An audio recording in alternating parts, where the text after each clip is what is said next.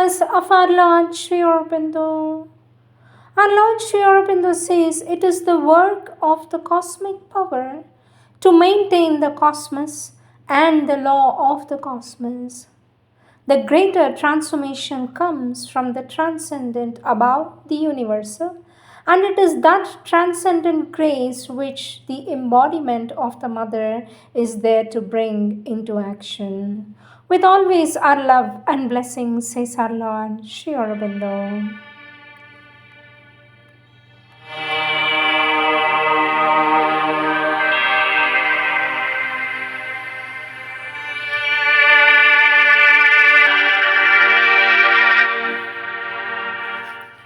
Sri Aurobindo's Savitri, Book 5, the Book of Love,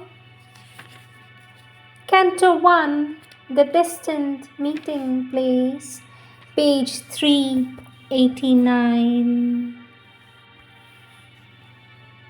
But now the destined spot and hour were close. Unknowing she had neared her nameless goal, for though a dress of blind and devious chance is laid upon the work of all-wise fate, our acts interpret an omniscient force that dwells in the compelling stuff of things, and nothing happens in the cosmic play but at its time and in its foreseen place.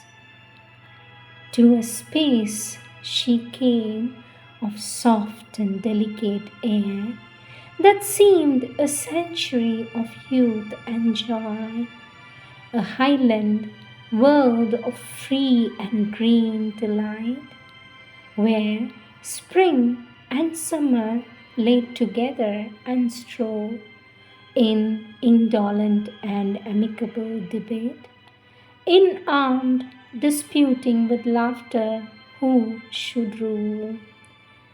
There expectation beat wide sudden wings, as if a soul had looked out from earth's face, and all that was in her felt a coming change, and forgetting obvious joys and common dreams, obedient to time's call, to the spirit's fate, was lifted to a beauty calm and pure, that lived under the eyes of eternity. A crowd of mountainous heads assailed the sky, pushing towards rival shoulders nearer heaven, the armored leaders of an iron line. Earth, prostrate, lay beneath their feet of stone. Below them crouched a dream of emerald woods and gleaming borders, solitary as sleep. Pale waters ran like glimmering threads of pearl. A sigh was straying among happy leaves, cool, perfumed with slow pleasure burdened feet. Faint, stumbling breezes faltered among flowers.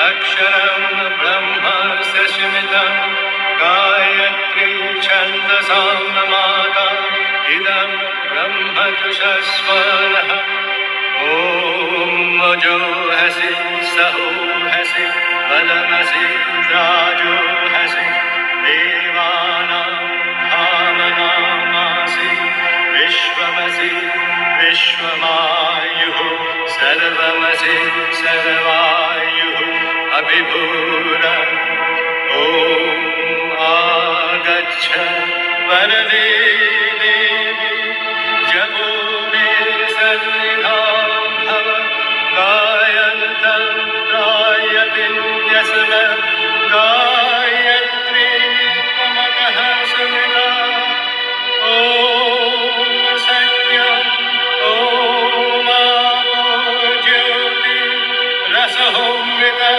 ब्रह्म भूर्भुवः स्वरो.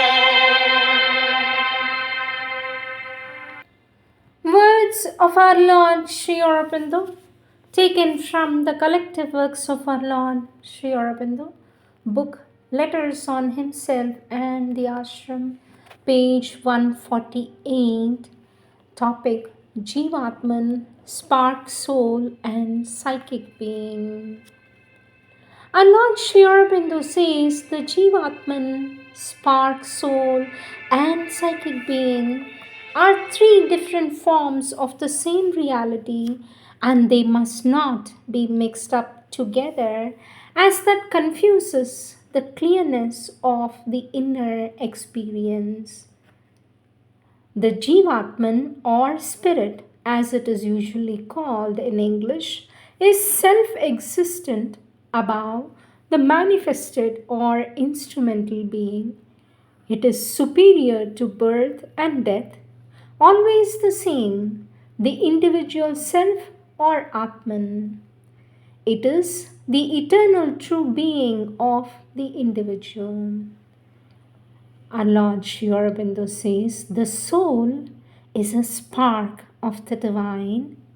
The soul is a spark of the divine which is not seated above the manifested being but comes down into the manifestation to support its evolution in the material world.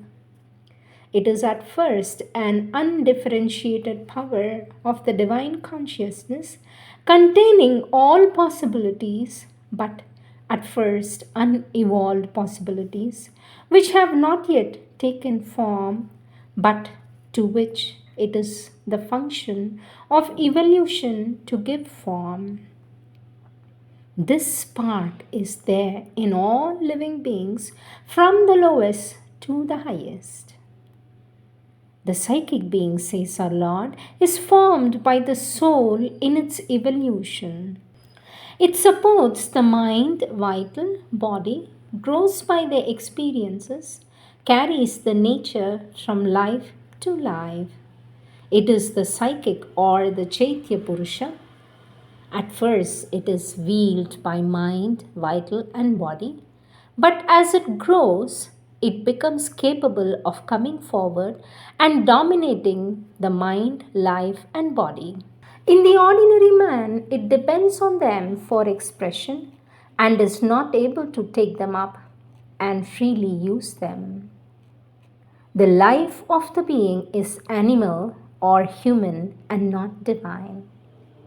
When the psychic being can, by sadhana, become dominant, when the psychic being can, by sadhana, become dominant and freely use its instruments, then the impulse towards the divine becomes complete and the transformation of the mind, vital, and body, not merely their liberation, becomes possible. Our Lord Sri Aurobindo says the self or Atman, being free and superior to birth and death, the experience of the Jivatman and its unity with the Supreme or Universal Self brings the sense of liberation. But for the transformation of the life and nature, the awakening of the psychic being is indispensable. Our Lord Sri Aurobindo says the psychic being realizes its oneness with the true being, the Jivatman, but it does not change it. And Lord Sri Aurobindo says the Bindu seen in vision by the correspondent above may be a symbolic way of seeing the Jivatman, the portion of the divine. The aspiration there would naturally be for the opening of the higher consciousness so that the being may dwell there and not in the ignorance. Our Lord Sri Aurobindo says the Jivatman is already one with the divine in reality, but it may want the rest of the consciousness to realize it. The aspiration of the psychic being, says our Lord, is for the opening of the whole lower nature, mind, vital, and body to the divine, for the love and union with the divine, for its presence and power within the heart, for the transformation of mind, life, and body by the descent of the higher consciousness into this instrumental being and nature. Our Lord Sri Aurobindo continues to say, both aspirations are necessary for the fullness of this integral yoga. When the psychic imposes its aspiration on the mind, vital, and body, then they too aspire. And this is what was felt as the aspiration from the level of the lower being. The aspiration felt above is that of the Jivatman for the higher consciousness with its realization of the One to manifest. Therefore, both aspirations help each other. The seeking of the lower being is necessarily at first intermittent and oppressed by the ordinary consciousness. It has by sadhana to become clear, constant, strong, and enduring.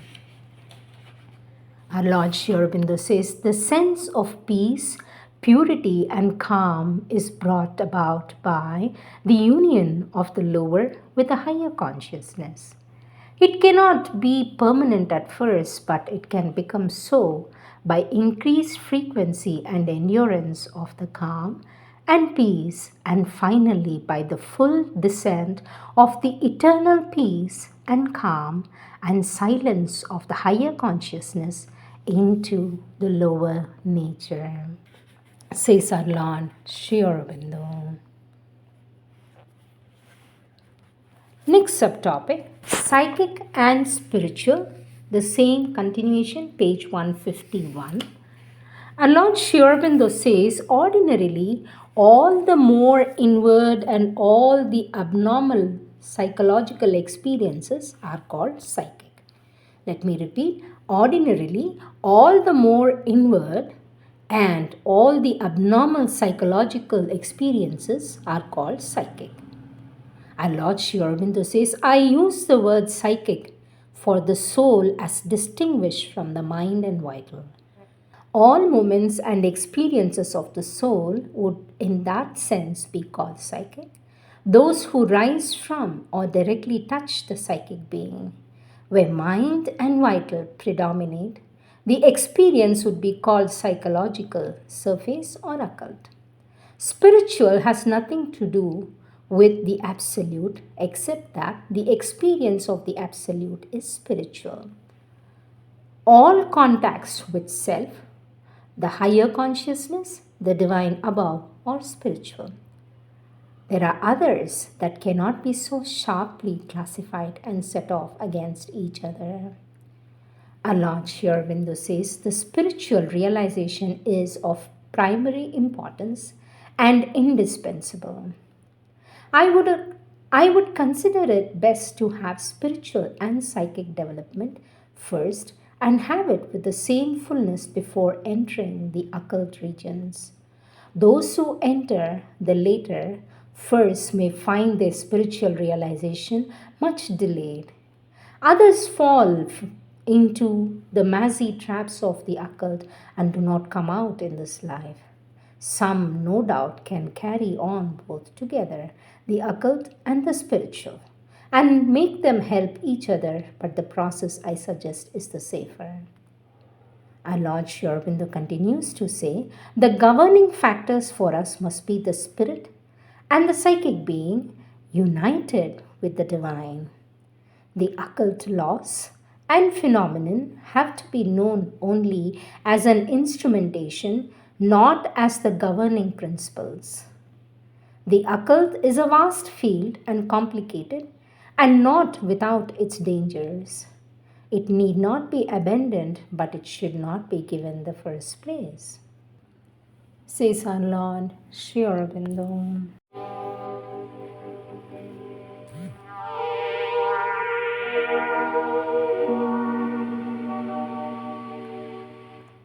Prayers and Meditations, August 8, 1914.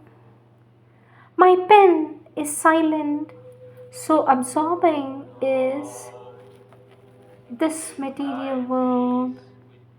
Why must we let it take so much place in our consciousness? Is it an incapacity in us? Is it thy will? O my sweet Master, I would live only in thee, but thou hast told me that I must live for thee. And in thus living for thee, our consciousness turns towards external fields and we seem to go far from thee. I know this is not altogether true, but there is a resistance still in the being which refuses to yield. There is a door which remains closed, a certain door of luminous intelligence which no effort has been able till now to open, and this terribly impoverishes thy manifestation. When will thou decide that the hour has come for all this resistance to disappear?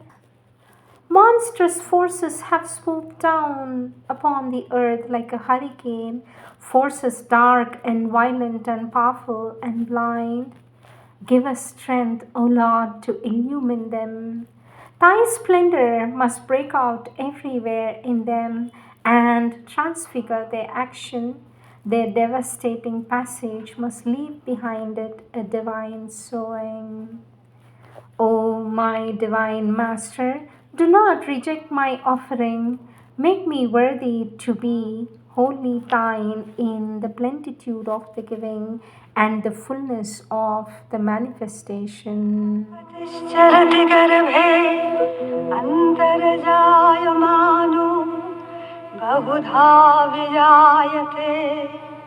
ॐ तस्य योनिं परिपश्यन्ति धीरास्तस्मिन्नः तस्थूर्भुवनानि विश्वा तस्थूर्भुवनानि